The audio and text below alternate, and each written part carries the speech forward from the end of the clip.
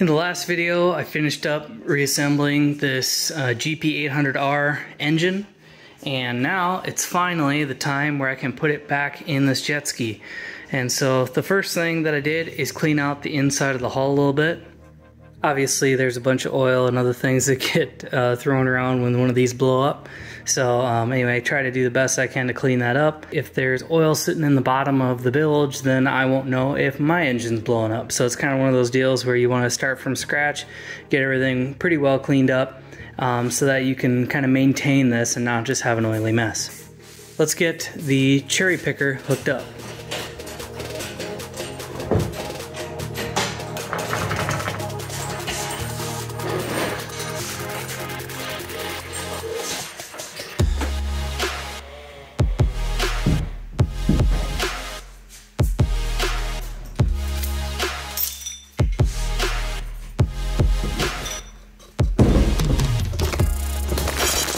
Alright, well it's sitting in there, kind of ugly, just not really on the mounts. There's the mounts, it's not really sitting on those at all. That's alright, because you can't get too excited. You gotta get this coupler in here. Like that. And then we gotta match that onto there, which might kind of suck. Alright, so if you remember from the disassembly video, I have shims. It's got a screw and a washer and all this piece. That's for each one of the corners, so I separated and labeled everything, so it should just go right back. I'm gonna get them all started, and then I'm gonna start tightening them down.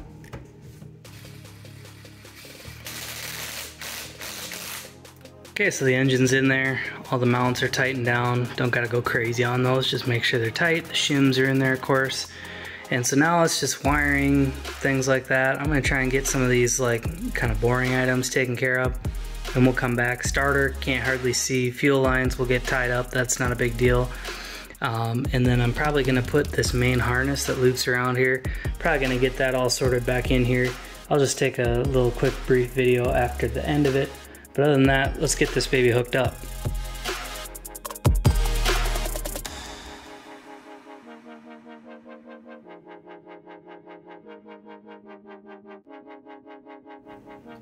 Right, so I'm in the process of getting the carburetor hooked up. I got my linkages, I'm starting over here. But anyway, before I get this all covered up with airbox and other things, I want to set the high right here. See, it's got the little H, there's a little H right there. I want to set the high to half a turn out. So I'm going to go ahead and turn this all the way in to about right there. That's about bottomed. Don't want to get too crazy with it. And then back out 1/2. And then same, I'm gonna come over here, get onto this one too, right there. And it's all the way in right now, so I'm gonna back it out 1/2 right there. So there's a half. And then on the bottom side, on the underside, in kind of a terrible spot, is the low speed screws. And those, you want those to be at about 1 7/8. So I'm gonna go do that, probably off camera here. All right, so I'm gonna install this WaveEater coupler. This piece goes and couples the power valves. So basically I'm gonna just try and figure this out and get this thing installed. Okay, so here are the pieces for the WaveEater power valve coupler.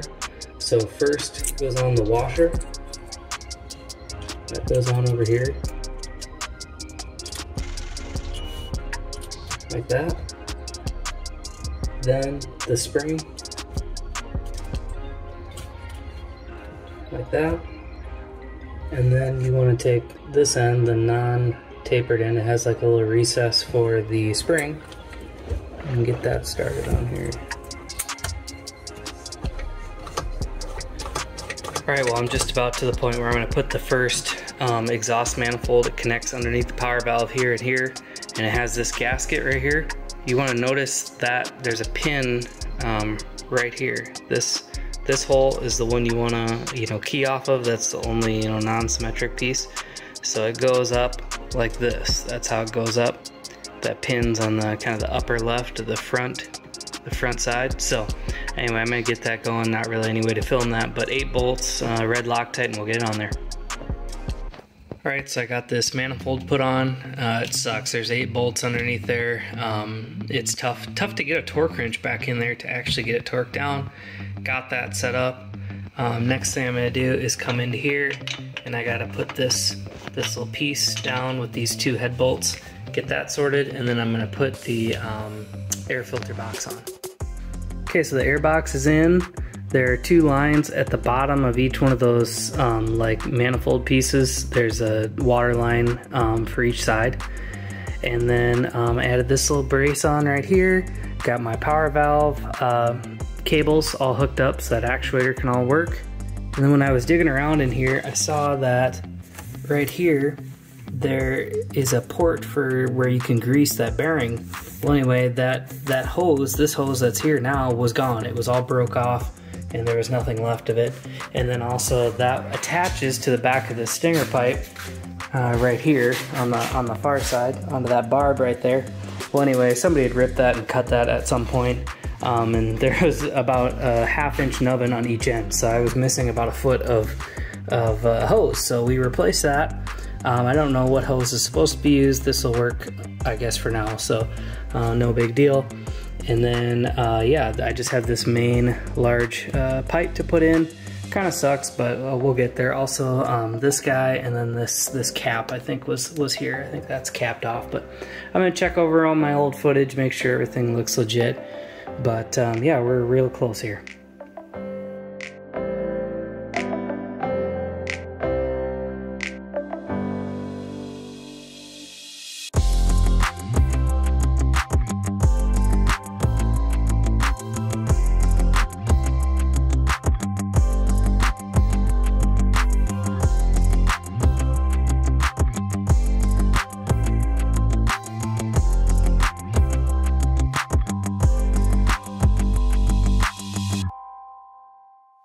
Alright, so for a little while I had this cap sitting on here. I don't know where this came from. I don't know how it could be for another project.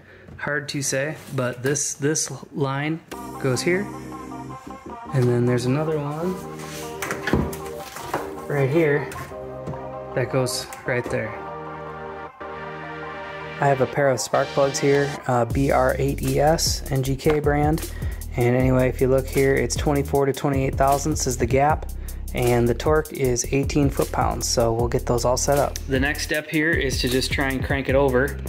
There's no water in it, there's no fuel in it. I kind of lubed up the cylinders or the pistons when I put it all together. So we'll see here. Alright, so, oh yeah, there's my gauge clusters up finally. Cool. Alright, so it's the next day, and now that I know that it cranks, and seems like it might start, I need to take it outside and get it out in the open air, and we'll see if we can get this thing to cough to life.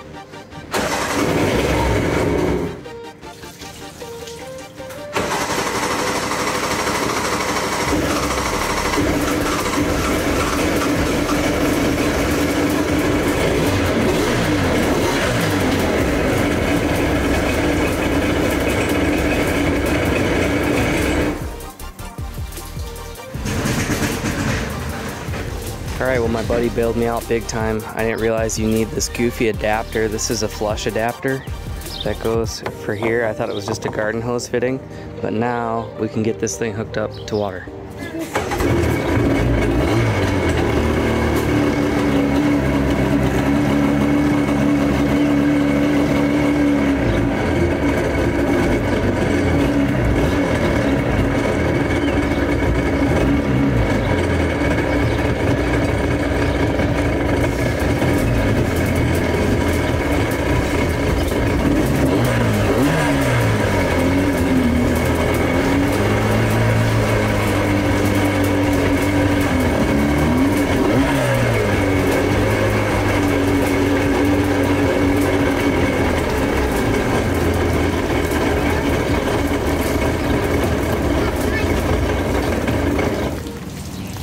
just got done using the flusher, put my seat on, got it hooked up and ready to go.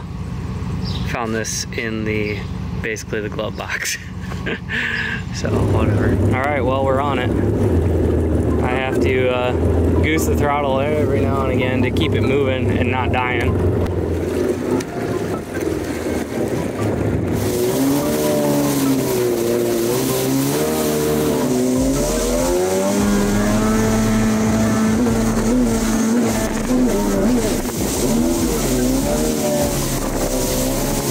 So last night I did some riding, and there's lawnmowers running outside, so I'm just going to tell you, I'm going to use my little scope right here. I have a little bore scope camera right there.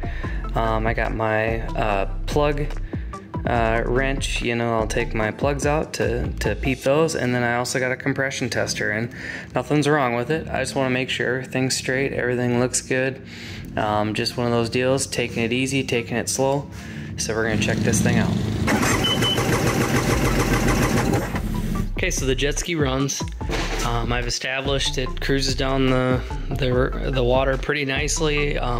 Once it's on plane, it rides really nice. I love how it rides, not wide open, but you know, just on plane, it's good at, you know, 30 miles an hour and above. But still, the whole shot is just a little weird. It has like a boggy deal where you have to take the throttle and kind of pump it, so it'll get on plane, and then once you get to a certain amount, it just kind of takes off and goes. So I have a little footage of that.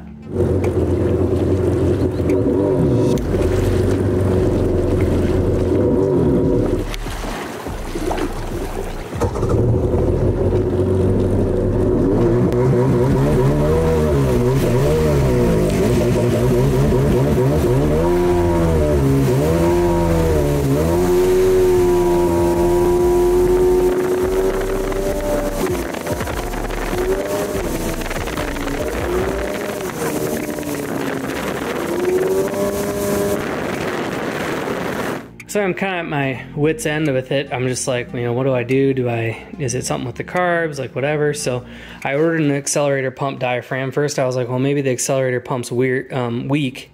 And so what I did is I looked down the bores of the carbs, took the air box off and looked down the carbs, and I could see it squirting fuel out, but I was like, maybe it's like a little ruptured or something. So just to be safe, I got an accelerator pump diaphragm, and I put that on here. And basically what I did is you need to take these 4 screws off, and then behind there is that diaphragm that when you punch the throttle, it actually hits the accelerator pump and shoots fuel in the bores. And then what I actually did too is I even bumped up the throw of the accelerator pump, because I was like, well, maybe it just needs more kick, more throw. And that didn't really do anything. Maybe it made it a little bit better, but not a huge difference positively. You know, not the smoking gun that I was looking for. So what I ended up doing was I called SBT and talked to one of their techs. Super good dude, hit me back in the email, and basically I asked him, what are the factory settings for GP800R, which I pretty much already knew what they were. I understood them to be a 1.2 size jet, or needle, or however you say it, and then like right around 80 something pounds of pop off. If you have all the same filter and spark arrestor and all that good stuff that's on the front of it, everything's stock, that's what you use.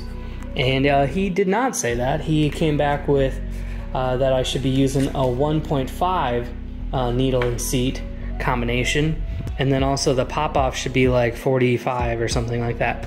So definitely different than what I thought I was having. So I'm going to tear these carbs apart again, and I'm going to make those adjustments. And how I'm going to do that is I got these needle and seat combination right here. It's a 1.5. You can see 1.5, that's the part number. And then also I got a bunch of springs. These are the gold springs. That's the one he told me to get, the 115 gram gold spring. And he said put those in, and then of course you may have to trim it to get the pop off right. So I'm going to do that. If you've already seen me take these carbs apart, go ahead and skip forward or whatever, but we're gonna try and get this fixed. All right, so just like that, we got these two torn apart. The piece that we're looking for, the needle, is behind this cover, so we're just gonna take this guy off here. Okay, and then you pull this diaphragm off. I'm gonna save all these pieces, keep everything real clean, and then we can take this screw up. Okay, so there's the needle. And the seat's held down in there with like a little screw there. There you can see on the bottom it says 1.2. We're going to change that out for a 1.5. So when they send this, they put this little cap on there. Pull that off. There's our new needle and the new seat. So we're going to put it in just like we took the other one out. You can see it says 1.5 on the bottom there. Then I'm going to pull out the silver spring that's in there. Okay, so now this little retainer goes back. Then the spring. And now we can recheck our pop-off. Alright, so I got my pop-off tester hooked back up. And if you want to know how to do that, just I got a video on that. But we're going to try this here and see what it takes. 30, 40, 45, and now it's like bleeding off. See, it's like rising a little bit, but it settles right back down at, you know, 45, something like that. So I think that's good. That's what we wanted, 45-ish pounds of pop-off. And so I can go here and let that go. So it's holding pressure, that's good. I'm gonna get this all swapped over, same thing on the other carburetor.